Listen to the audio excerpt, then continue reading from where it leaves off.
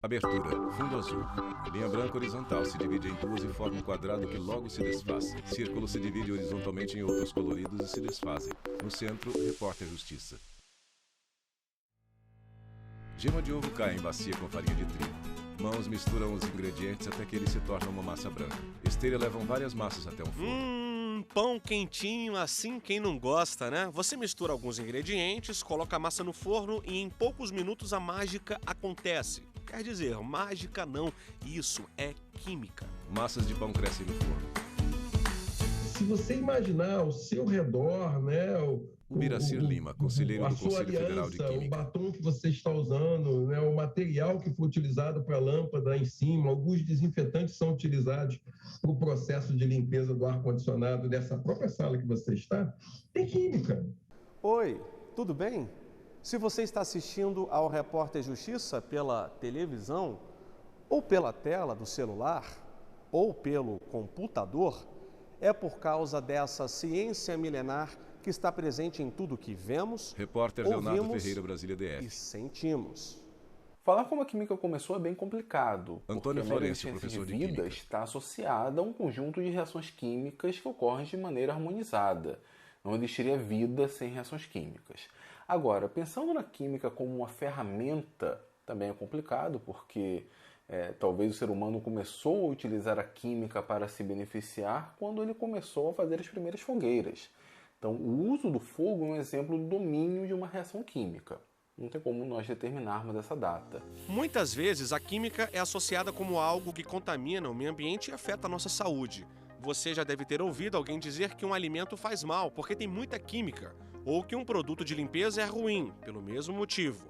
Bom, o fato é que há muitos conceitos negativos de uma ciência que não fica apenas no laboratório. Talvez no lugar onde você esteja assistindo esse vídeo, você esteja no quarto ou na sala, as paredes estejam pintadas numa cor que te agrada. Bom, a indústria de tintas só conseguiu fazer esse determinado pigmento, esse determinado corante, graças ao avanço do conhecimento na química.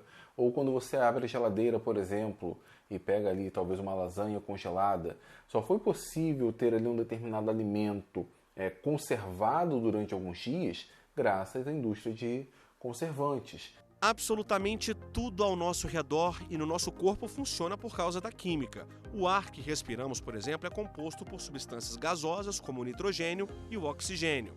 O alimento que comemos e é digerido também faz parte de um processo químico, assim como as roupas que usamos e até a fotossíntese das plantas. Na agricultura, muitas substâncias são usadas para aumentar a produtividade. E, para terminar, o médico só receita um remédio para o paciente porque sabe a composição química que ajuda na recuperação. Médico escreve em papel com caneta. Química é definida como a ciência que estuda a composição, estrutura, propriedades da matéria, as mudanças sofridas durante as reações e a relação com a energia. No Brasil, o Dia Nacional do Químico é celebrado em 18 de junho. A data foi escolhida porque, em 1956, o presidente da República, Juscelino Kubitschek, promulgou uma lei que dispôs sobre o exercício da profissão e criou os Conselhos de Química. Esse dia em especial, 18 de junho, a partir da promulgação dessa legislação, da 2800, lá em 1956, a gente tem um dia especial, né? Alguns conseguem se reunir, os conselhos, né? O Conselho Federal promove bastante, né, essa reflexão. Esta advogada explica que a química é a base para muitas ciências e que há vários ramos da profissão. Nós chamamos, são profissionais da química, advogada, né, porque a gente tem mais de 200 habilitações. O técnico em química, que é um de nível de segundo grau, temos mais de 80 habilitações. E o de nível superior, nós temos a licenciatura, o bacharelado, temos a engenharia da área da química e temos a tecnologia na área da química. Nós, profissionais da química, temos capacidade de atuar, capacidade de gerar algumas soluções, de propor algumas soluções, propor algumas melhorias ou mesmo alguns inventos, alguns novos materiais. E antes de terminar a conversa com o conselheiro do CFQ, ele reforça a importância da profissão na pandemia do coronavírus. No início da pandemia, quase 2 anos atrás, nós vimos, de repente, esse álcool na forma de gel desaparecer do mercado, começamos a correr atrás, imaginar, olha, quem pode me fornecer essa matéria-prima ativa, essa substância ativa que é o álcool, e os outros componentes para transformar de líquido em gel, ou seja, menos perigoso, menos explosivo, mais fácil de eu manipular. Falar de química é resgatar o passado. A polonesa Marie Curie ficou conhecida no mundo todo pela contribuição no mundo científico.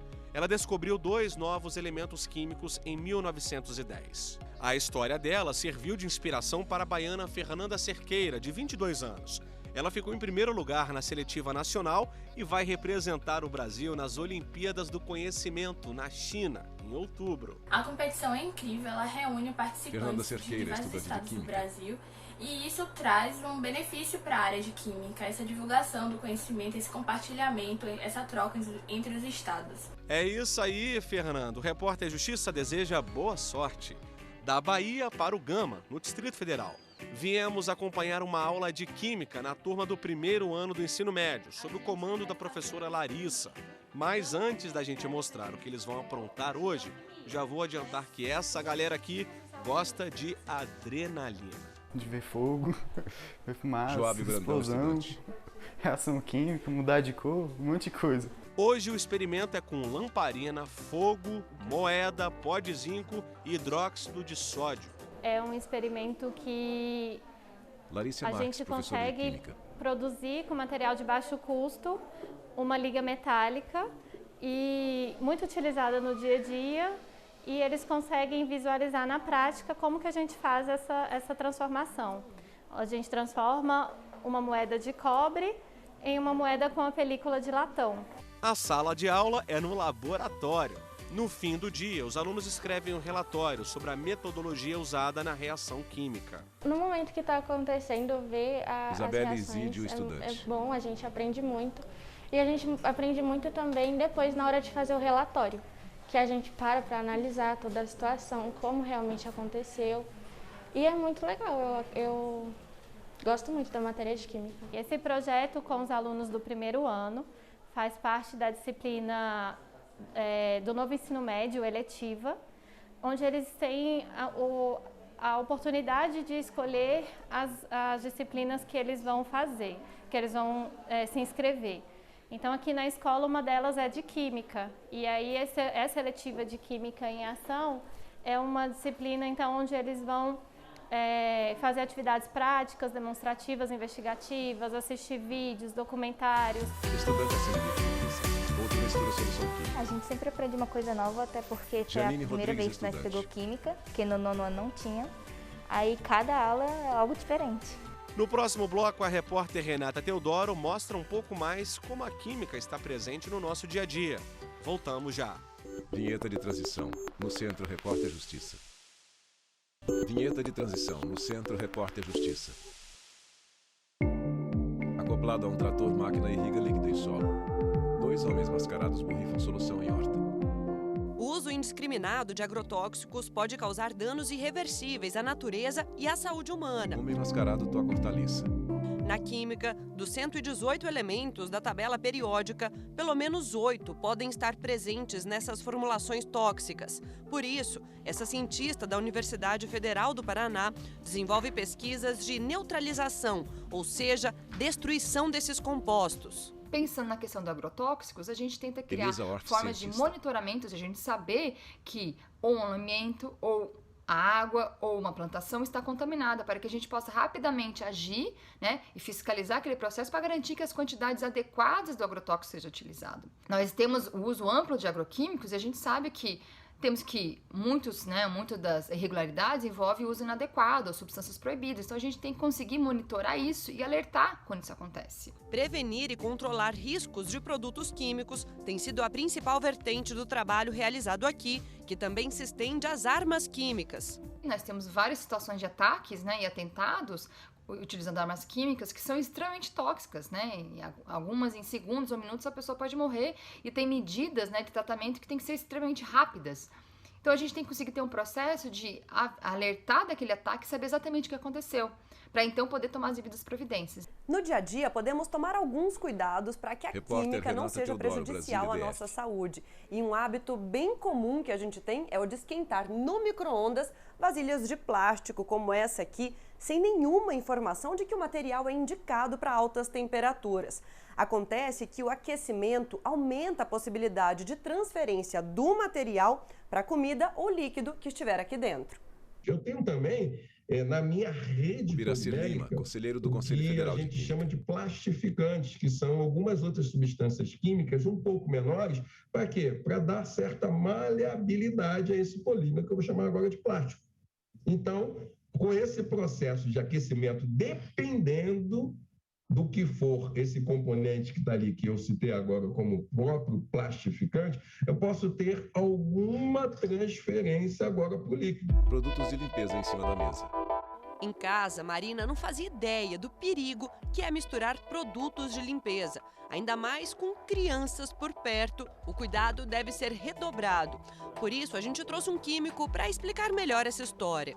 Então, aqui nós temos alguns produtos mais Adriano comuns Tobio, de casa, professor de Química. como, por exemplo, a água sanitária, muito conhecida pelo hipocloreto de sódio, né, que é um bactericida forte. Ela já vem de uma forma mais diluída, então aqui pode variar de 5 a 9% o teor de cloro. Tem uma finalidade mais específica, mas também temos que ter um cuidado principalmente com os tipos de concentração. Por exemplo, aqui nós temos também um cloro ativo. A diferença entre os dois basicamente é a concentração, né, do princípio ativo que vem para essa ação de limpeza, mas só que eles têm também essa característica de poderem reagir mal a outros componentes, como por exemplo o limpa-vidros. Limpa-vidros também tem sua ação desengordurante, de limpeza e tudo mais, mas ele tem alguns traços, por exemplo, de amoníaco, que misturados aqui com o hipocloreto de sódio pode acabar gerando aí cloraminas, que podem gerar, por exemplo, queimaduras na pele, quem for, né, tiver a pele mais sensível. De uma certa forma, isso aqui tem uma volatilidade alta, né, evapora com facilidade, então pode acabar tendo uma ingestão desses gases. A lista é longa, então o melhor a fazer é seguir à risca os conselhos do Adrian. Cada produto tem a sua finalidade, com certeza ele foi muito estudo para conseguir chegar nesse princípio ativo, e não é à toa que um dos principais precauções ou preocupações que a pessoa deve ter primeiro é ler o rótulo, ver o uso mais adequado e, claro, sempre se proteger com o uso de luva, máscara, se tiver mais sensibilidade. Não fazer uso inadequado de nenhum deles num ambiente que não seja propício, né? Então, um ambiente um pouco mais arejado, um ambiente mais aberto. Fazer sempre também um bom enxágue do produto depois do uso, né? Então, são boas práticas que vão deixar ele mais potencializado e também proteger mais a pessoa no seu dia a dia. Eu não sabia que não podia misturar, porque são produtos Marina que a gente Tucunduva, geralmente quando vai lavar pública. o banheiro usa junto, né? Já leva o limpa-vidro para limpar o box, a água sanitária para, enfim, desinfetar. E eu não sabia que se misturasse liberava um gás que a gente inalando, né, poderia passar mal ou, né, ter algum tipo de desconforto. Ligações de química orgânica enchem a tela. Quando dizem que a química está em tudo, pode acreditar, é a mais pura verdade. Na PUC do Rio de Janeiro, pesquisadores têm trabalhado com nanopartículas sintetizadas em laboratórios, com finalidades específicas, e desenvolvido pesquisas que tratam da qualidade do ar, química atmosférica e toxicologia. Além de professora da universidade, Adriana é pesquisadora do Departamento de Química. Para essas pesquisas, a gente Adriana usa Gioda, modelos professora e que vão pesquisadora do desde Departamento de Química da PUC Rio. até células humanas, células de animais e também em ratos, né? Então, qual é o objetivo dessas pesquisas toxicológicas? É entender, é compreender como substâncias químicas e também partículas de diferentes tamanhos, elas podem causar danos à saúde ou mesmo ao meio ambiente. Então, a gente usa modelos diferentes para tentar compreender se existe dano e quais são esses danos causados.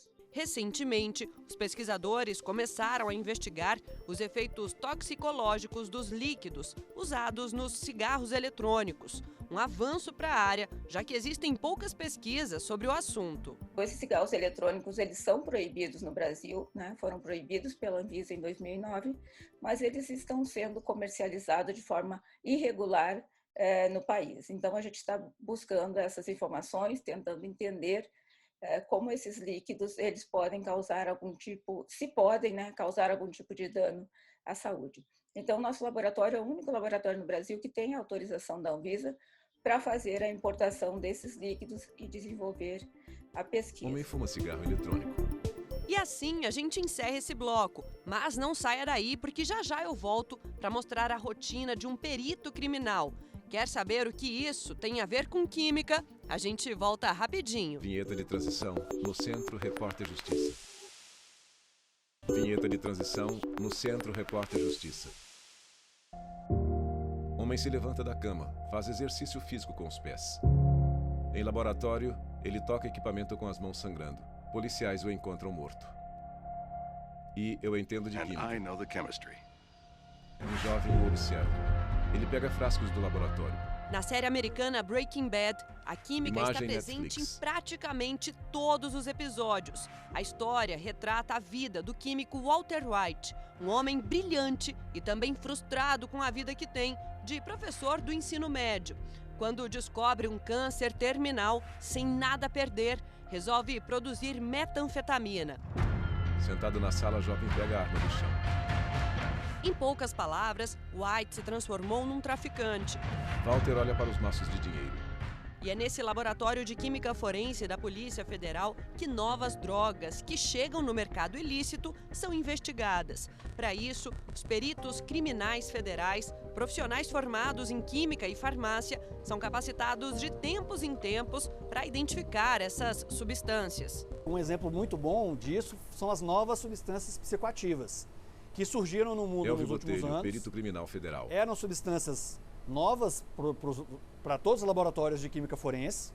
Então foi um grande desafio, porque a gente era acostumado a apreensões de drogas clássicas, né? Cocaína, maconha, êxtase, e de repente começou a surgir centenas de novas substâncias que a gente teve que desenvolver métodos para identificá-las. As análises mais comuns são apreensões de cocaína e maconha. Em seguida, produtos farmacêuticos falsificados ou adulterados, bem como combustíveis, agrotóxicos e bebidas. Quando a Polícia Federal faz uma apreensão de drogas, é preciso fazer um exame preliminar de constatação daquela substância. E a gente vai acompanhar agora como é que é feito esse exame com cocaína. Exatamente, Renata. Então aqui a gente tem uma amostra de uma apreensão de cocaína, tá?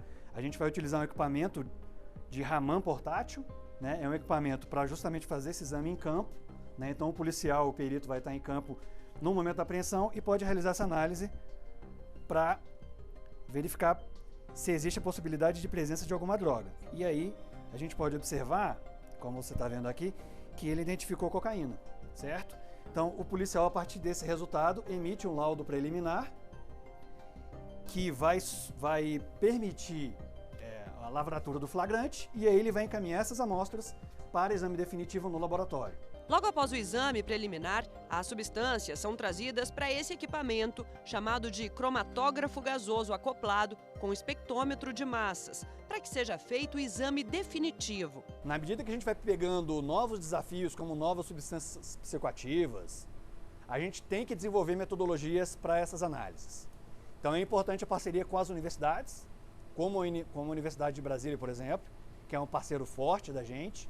Então a gente faz pesquisa científica, como análise de drogas em esgoto, para saber o consumo local da população, estimar o consumo de drogas daquela cidade. O nosso projeto de perfil químico de cocaína, para saber a composição exata da cocaína. E essa informação não vai para o laudo para a justiça, ela vai para a nossa área de repressão entorpecentes, para dizer o que os traficantes estão usando na cocaína, por exemplo, né? Comparar se diferentes apreensões feitas em diferentes cidades se essa cocaína é parecida quimicamente ou não. O cromatógrafo examina as amostras. Avanços que não ficam atrelados somente a equipamentos modernos de grandes laboratórios. Falar de química como matéria presente em tudo é falar também de biologia. Pedro é formado em ciências biológicas, mestre e doutorando em genética e bioquímica, e junto a outros pesquisadores, identificou uma molécula à base de cobre que pode contribuir para o tratamento contra o câncer. A gente tem testado esses complexos à base de cobre para saber se eles são capazes de diminuir o crescimento de células tumorais, de fazer com que essas células sejam levadas à morte, né, aumentando a taxa de cura dos pacientes. Então a gente precisa conhecer como que é o elemento que a gente trabalha, a sua questão da sua característica eletrônica, né? Quais são as reações que ele costuma fazer dentro do organismo, com o que ele reage, o que ele causa. Agora, o pesquisador se prepara para a próxima fase do estudo, focada na busca por um medicamento com mais desempenho e eficácia. Na minha pesquisa, eu trabalho com essas moléculas à base de cobre, onde a gente faz diversos testes, coloca elas em contato com células tumorais, com células saudáveis, e onde a gente consegue identificar por qual mecanismo esse complexo de cobre ele age e ele consegue levar essas células tumorais à morte, né? Químico de jaleco e luvas em laboratório.